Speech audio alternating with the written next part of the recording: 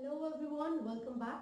सो दोस्तों, this is Bhavna Puri and आज हम बात करेंगे क्लास 10th के chapter number 2, that is acid bases and salts के बारे में। सो फ्रेंड्स, चैप्टर नंबर 1 उसको मैंने टॉपिक वाइज जो उसकी वीडियोस है ऑलरेडी अपलोड कर दी है। तो सबसे पहले आप अपना बेसिक जो कंसेप्ट है वो क्लियर कीजिए, चैप्टर नंबर 1 फिनिश कीजिए एंड देन इस चैप्टर में यानी कि चैप्टर नंबर 2 में जितने भी इंपॉर्टेंट पॉइंट्स है वो सब तो हम डिस्कस करेंगे ही। तो आपके लिए एक बेसिक कंसेप्ट जो बनाना है वो बहुत जरूरी है, राइट। तो उसी के लिए मैंने एक वीडियो ऑलरेडी अपलोड की हुई है। तो पहले आप सारे एटॉमिक नंबर्स याद कीजिए, उनका मास आपको पता होना चाहिए, तभी तो इलेक्ट्रॉनिक कॉन्फ़िगरेशन भी पता होगा, राइट। चलिए, तो बेटा चैप्टर नंबर 2 का नाम ही एसिड बेसिस एंड सॉल्ट है। तो सबसे पहले हम स्टार्ट करेंगे डिफरेंस के बेसिस पर। किसमें? एसिड्स एंड बेसिस में क्या डिफरेंस है। तो यहाँ पर एक टेबल मैं यहाँ पर बना देती हूँ एसिड्स के लिए और बेसिस के लिए, ठीक है। तो अगर कोई एग्जाम्पल लेके हम पढ़ें इसको, तो यार नींबू, लेमन का एग्जाम्पल ले लीजिए। कभी आप लोगों ने लेमन को टेस्ट किया होगा तो वो कैसा होता है? खट्टा होता है ना। तो लेमन के अंदर एसिड है, सिट्रिक एसिड, ठीक है। वैसे आप एक एग्जांपल ले सकते हैं इमली का, है ना, इमली, टैमरिंड। तो कुछ ऐसी चीजें जो कि हमारे एटमॉस्फेयर में है, आप उन्हीं के एग्जांपल से बहुत आसानी से इस चैप्टर को समझ सकते हो। तो लेमन से मुझे पता चला कि यार एसिड का जो टेस्ट होता है वो कैसा होता है। एसिड का जो टेस्ट होता है वो कैसा होगा? सॉर होगा। टेस्ट कैसा होगा बच्चों? सॉर होगा, राइट। लेकिन कभी गलती से नहाते समय साबुन मुंह में गया है, कड़वा एकदम बिटर टेस्ट आता है। तो साबुन में क्या है? एक बेस है, राइट। तो उसका टेस्ट कैसा हुआ? बिटर हुआ। तो यहाँ पर हम लिख लेते हैं कि जो बेसिस हैं these are bitter in taste, these are bitter in taste, ठीक है।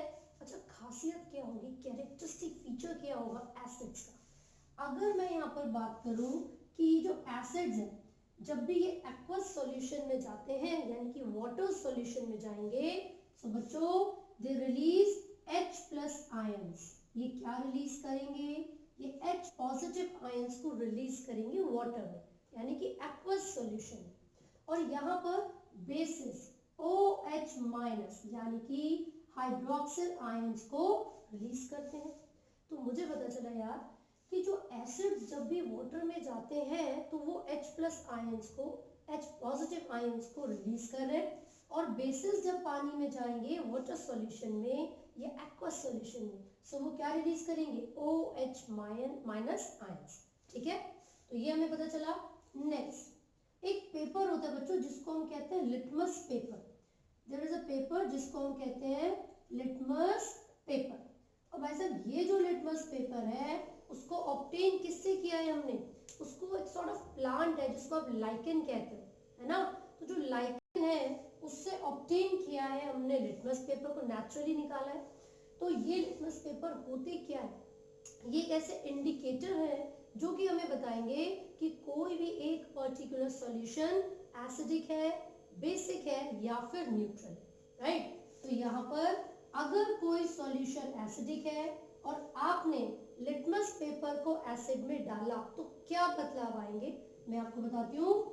Acids turn blue litmus to red, यानी कि जो ब्लू वाला लिटमस पेपर होगा वो किस में बदल जाएगा? रेड में बदल जाएगा, अगर वो सॉल्यूशन एसिडिक हो, ठीक है।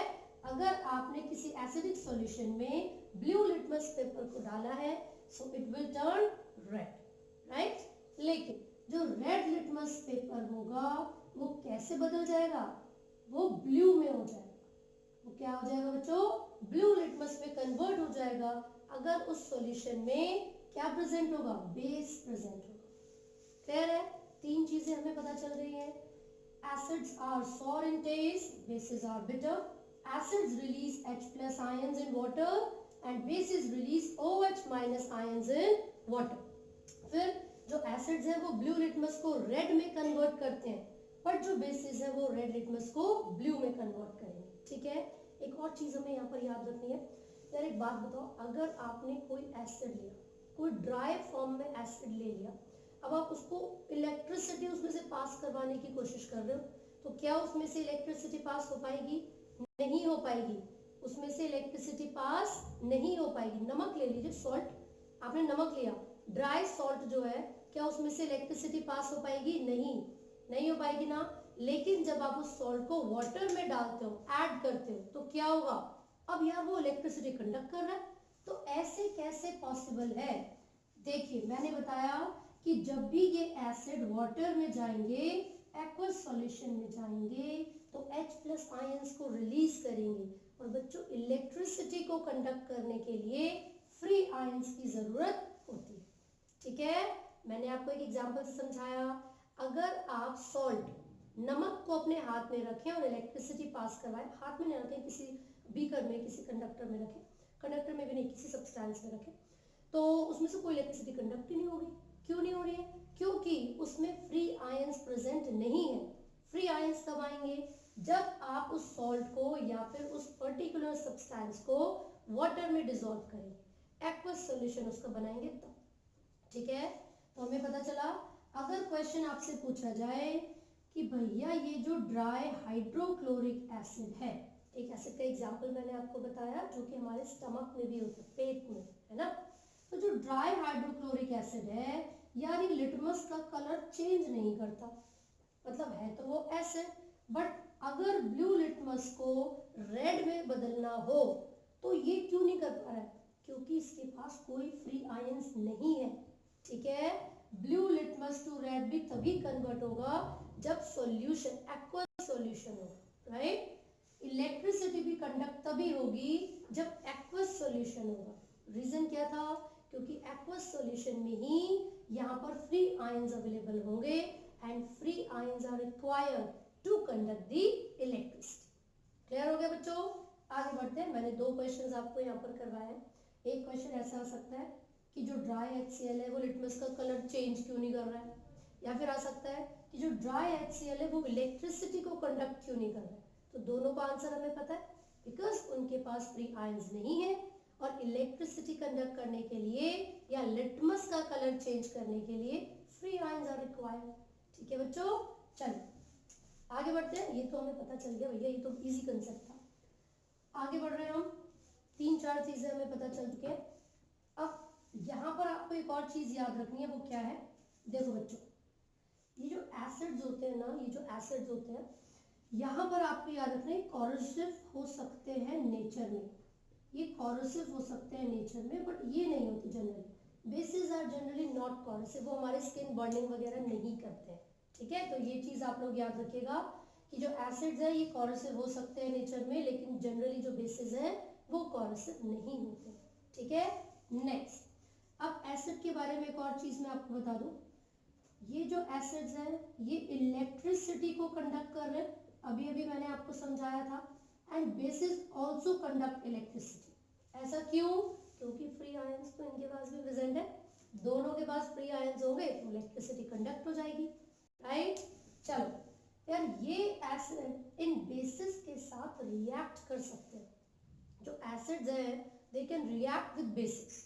अब वो जो एसिड बेस के साथ रिएक्ट करेगा तो कैसा रिएक्शन होगा, बनेगा क्या, ये भी तो पता होना जरूरी है। तो फटाफट से एक इक्वेशन के थ्रू मैं आपको समझा देती हूँ क्या बनेगा।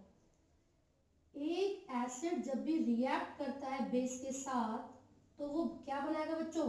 सॉल्ट प्लस वाटर, यानी कि H2। जब भी कोई एसिड किसी बेस के साथ रिएक्ट करता है तो वो सॉल्ट बनाता है, और यहाँ पर क्या बन गया? वाटर रिलीज हो गया, है ना। अच्छा एक बात बताओ, ये पॉजिटिव आयंस थे, ये नेगेटिव आयंस थे, अगर प्लस माइनस, ये प्लस का 2 हो, ये माइनस का 2 हो, तो आपका आंसर क्या आएगा? आपका आंसर 0 आएगा, है ना। तो इसका मतलब है अगर ये एसिडिक था, ये बेसिक था, तो ये क्या होगा बच्चों? ये न्यूट्रल होगा, इट विल बी न्यूट्रल। तो एक ऐसा रिएक्शन जिसमें एक एसिड रिएक्ट करेगा एक बेस के साथ to form salt and water, the reaction in which an acid reacts with a base to form salt and water, this reaction is called neutralization reaction। ठीक है बच्चों, इसको हमने क्या नाम दिया है? Neutralisation reaction. This is called neutralisation reaction. तो ये तो मैंने आपको समझा दिया कि एसिड और बेसिस जब आपस में रिएक्ट करेंगे तो एक न्यूट्रल सॉल्ट बनेगा और वाटर रिलीज होगा, and this reaction is called neutralisation reaction. एक इक्वेशन भी देख लेते हैं, है ना भाई. इक्वेशन के थ्रू ना जल्दी समझ आ जाएगा. तो बेटा एक एसिड का एग्जांपल मैं आपको यहाँ पर समझा देती हूँ. Hydrochloric acid. This is a strong acid. अब ये स्ट्रॉन्ग और वीक एसिड का क्या चक्कर है बताऊंगी. तो यहाँ पर एक एसिड लिया और एक बेस लिया, NaOH.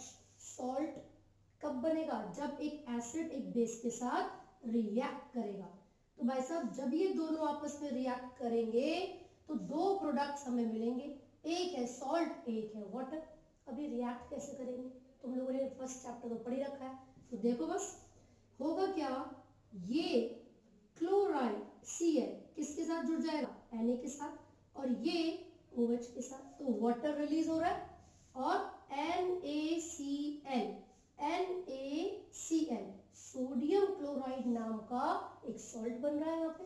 तो बन गया भैया, पूरा रिएक्शन यहाँ पर हो चुका है. HCl ने NaOH के साथ रिएक्ट किया to produce NaCl plus H2O. तो बेटा ये तो था एक एसिड, ये था एक बेस. जब इन दोनों ने रिएक्ट किया तो बना लिया सॉल्ट प्लस वाटर. क्लियर हो गया? समझ आ रहा ना? देखो आगे. अब यार यहाँ पे आप देख सकते हो ये क्या है, ये थे H पॉजिटिव, ये क्या है, ये थे OH नेगेटिव. इन्हीं दोनों ने क्या किया था? वाटर को बनाया था. तो यही तो मैं समझा रही हूँ उतनी देर से तुम्हें. यार जब भी एसिड्स वाटर के साथ रिएक्ट करेंगे तो क्या प्रोड्यूस कर रहे हैं? H प्लस आयंस, और जो बेसिस है वो OH माइनस आयंस. राइट? समझ आया? So this reaction is called neutralisation reaction. और यहाँ पर हमने एक एसिड लिया था और एक बेस. राइट? चलो अब बेटा दो चीजें हमें यहाँ पर याद रखनी है. एक है concentrated acid, concentrated acid and dilute acid. concentrated acid and dilute acid. देखो सिंपल सी बात है. concentrated acid वो है जिसमें एसिड का मात्रा, एसिड की अमाउंट ज्यादा है और वाटर की क्वांटिटी कम. इसी का ऑपोजिट होता है डाइल्यूट में, है ना भाई. तो यानी कि एक ऐसा एसिड जिसमें एसिड की क्वांटिटी तो ज्यादा है, लेट्स से 90%, भैया 90% एसिड है ऐसा मान लो, और वाटर की मात्रा है कम, तो कितना होगा? लगभग 10% के आसपास. ठीक है. तो कोई भी ऐसा एसिड जिसके अंदर वाटर की क्वांटिटी मिनिमम होती है, minimum possible quantity of water is present, उसको बोलेंगे कॉन्सेंट्रेटेड एसिड. और अगर ये गलती से तुम्हारे हाथ में गिर गया ना बेटे, स्किन बर्न हो जाएगी. क्यों? एसिड की क्वांटिटी ज्यादा थी और पानी बहुत कम. लेकिन अगर इसी कॉन्सेंट्रेटेड एसिड में मैं वाटर की अमाउंट को इंक्रीज कर दूं, पानी की मात्रा अगर मैं बढ़ा दूं, तो वही क्या बन जाएगा बच्चों? Dilute acid. तो क्या मैं बोल सकती हूँ कि यहाँ पर यार मैंने एसिड की क्वांटिटी तो कम कर दी है, मान लीजिए 10%, ठीक है जी, और वाटर का अमाउंट हमने कर दिया है इंक्रीज. तो वाटर कितना? लगभग 90%, 90% पानी यहाँ पर प्रेजेंट है, और इसी एसिड को मैंने बोला या डाइल्यूट एसिड. अगर अब ये हमारे हाथ पर या कपड़ों पर गिरता है, so it will not cause any burning. ठीक है. तो यहाँ तक हमें समझ आ गया. अब भैया मैंने यहाँ पर एक वर्ड यूज किया था, strong acid, strong base, weak acid, weak base. ठीक है. तो चलो एक बार वो भी समझ लेते हैं होते क्या है वो. इसको मैं रब कर रही हूँ. इन केस किसी को स्क्रीनशॉट चाहिए, कुछ भी चाहिए तो ले लो भाई, बाद में बोलोगे मैम आपने टाइम नहीं दिया, है ना. ठीक है जी, समझ आ गया ना हमको. आगे बढ़ते हैं, आगे बढ़ रहे हैं बच्चों, आगे बढ़ते हैं फटाक से. अब दो चीजें मैं आपको यहाँ पर समझाऊंगी. पहली चीज, जब हम कॉन्सेंट्रेटेड एसिड को डाइल्यूट कर रहे थे, कॉन्सेंट्रेटेड एसिड को क्या कर रहे थे हम? डाइल्यूट. और डाइल्यूट का मतलब क्या है? डाइल्यूट एसिड कौन सा होता है बच्चों? एक एसिड जिसमें वाटर की क्वांटिटी बहुत ज्यादा होती है, वाटर की क्वांटिटी बहुत ज्यादा होती है। तो यार एक बात बताओ, क्वेश्चन पूछते हैं तुमसे बोर्ड में कि अगर आपको बोला जाए बेटा एसिड को डाइल्यूट कर दो तो क्या करोगे? एसिड के अंदर वाटर को ऐड करोगे या वाटर के अंदर एसिड को ऐड करोगे? पूछ सकते हैं ना। तो देखो भैया क्या करेंगे हम, लेट्स से ये एक कंटेनर है, ये एक बीकर है जिसके अंदर हमने रखा हुआ है एसिड, ठीक है जी।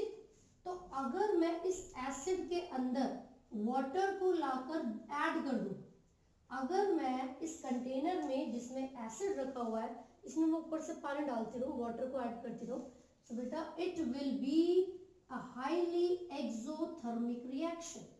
कैसा रिएक्शन होगा बच्चों? Exothermic reaction. और जिन बच्चों ने चैप्टर 1 पढ़ रखा है, जिन्होंने मेरी वीडियो को देखा है, उन्हें पता है कि एक्सोथर्मिक रिएक्शन कौन से होते हैं। The reactions in which a large amount of heat is produced. ऐसे रिएक्शन बच्चों जिसमें काफी ज्यादा मात्रा में हीट प्रोड्यूस होती है, ठीक है जी। तो यार अगर आपने कभी भी एसिड को डाइल्यूट करते समय एक कंटेनर में एसिड लिया और उसमें वाटर को डालोगे तो क्या होगा? बहुत ज्यादा मात्रा में हीट प्रोड्यूस होगी और वो जो हीट एनर्जी यहाँ पर निकल रही है वो स्प्लैश कर सकती है बाहर, सारा एसिड बाहर आ सकता है, आपके क्लोथ्स, आपके स्किन वो बर्न हो सकती है ना। तो इससे बेहतर क्या है? इससे बेटर कि आप एक कंटेनर में वाटर लीजिए, और उसके अंदर ऐड करो एसिड को, वो भी धीरे धीरे, और एक स्टिरर का यूज करो। स्टिरर मतलब जैसे स्पून होती है वैसा एक चम्मच जैसा कुछ जिससे आप मूव कर रहे हो उसको, है ना। तो क्या होगा? तो बेटा एसिड को ऐड करने पर जो एनर्जी रिलीज होगी कौन एब्जॉर्ब कर लेगा? Water absorb. सबसे बढ़िया सॉल्वेंट है वाटर, है ना। तो क्या होगा? द एनर्जी रिलीज या फिर the heat produced by the acid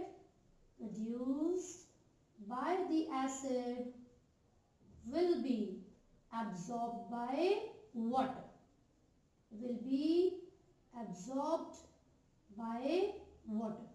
कौन एब्जॉर्ब कर रहा है भाई? कौन एब्जॉर्ब कर रहा है एनर्जी को? जो कि एसिड से रिलीज हुई थी, वाटर एब्जॉर्ब कर रहा है, ठीक है। तो which one is better? आपको एसिड ऐड करना चाहिए वाटर में या फिर वाटर ऐड करना चाहिए एसिड में? तो भैया हमारे हिसाब से तो ये वाला ज्यादा बेहतर है, क्योंकि इससे हम बच जाएंगे, हमारी स्किन में बर्न नहीं होगा, हमारे क्लोथ्स में बर्निंग नहीं होगी, right. So second option is better, ठीक है। देखो फटाफट से कॉपी करो, पानी वानी पी लिया जाए, है ना। बेटा जो भी डाउट्स आपको लगते हैं कमेंट्स वगैरह में पूछ लेना, किसी तरीके की कोई दिक्कत नहीं है, ठीक है जी। तो याद रखना बच्चों किस बारे में बात हो रही है? एसिड और बेसिस को हम स्टडी कर रहे हैं, ठीक है। चलो अब एक बार देख लेते हैं भैया स्ट्रॉन्ग एसिड कौन से होते हैं, स्ट्रॉन्ग बेस कौन से होते हैं, बिल्कुल उसी प्रकार से वीक एसिड कौन से होते हैं और वीक बेस कौन से होंगे, ठीक है जी। देखो भैया ऐसे एसिड जो कि कंप्लीटली डिसॉल्व हो जाते हैं वाटर में, ऐसे एसिड जो कि कंप्लीटली डिसॉल्व हो जाते हैं वाटर में और large number of H+ ions को प्रोड्यूस करते हैं, ये तो कंप्लीटली डिसॉल्व हो रहे हैं, सबसे पहली चीज डिसॉल्व इन वाटर, और दूसरा large number of H+ ions को रिलीज करेंगे, ठीक है। इसी का मैं आपको एग्जांपल दे देती हूँ बच्चों, आप लोगों ने सुना होगा हाइड्रोक्लोरिक एसिड, ये हमारे स्टमक में होता है, एसिडिटी कॉज करवाता है ना। दूसरा HNO3 नाइट्रिक एसिड, ठीक है। चलो अब वीक कौन से होंगे? ऐसे एसिड जो पार्शियली डिसॉल्व होते हैं वाटर में, ऐसे एसिड्स जो कि पार्शियली डिसॉल्व होते हैं पानी में और laser number of H+ ions को रिलीज करते हैं, दीज कॉल्ड वीक एसिड्स। तो मैंने एक एग्जांपल आपको बताया था ना कि लेमन, पर लेमन से हमारी स्किन जल तो नहीं रही है, बर्न तो हो नहीं रही है, क्योंकि वो वीक एसिड है, उसमें सिट्रिक एसिड हो गया, ठीक है। प्रिजर्वेटिव्स की तरह बच्चों एसिटिक एसिड को यूज किया जाता है, एसिटिक एसिड CH3COOH। तो ये जो सारे एसिड्स हैं दीज आर वीक एसिड्स। क्यों? क्योंकि बर्निंग नहीं हो रही है, इसी से तो पता चला हमें। बट एक्चुअल में कैसे पता चला? ये ऐसे एसिड्स हैं बच्चों जो वाटर में पार्शियली डिसॉल्व होते हैं और laser number of H+ ions को रिलीज करते हैं, ठीक है। इसी प्रकार से बेटा जब एसिड में H+ आयंस की बात हो रही थी तो बेसिस में क्या होगी भैया? OH- आयंस की बात होगी।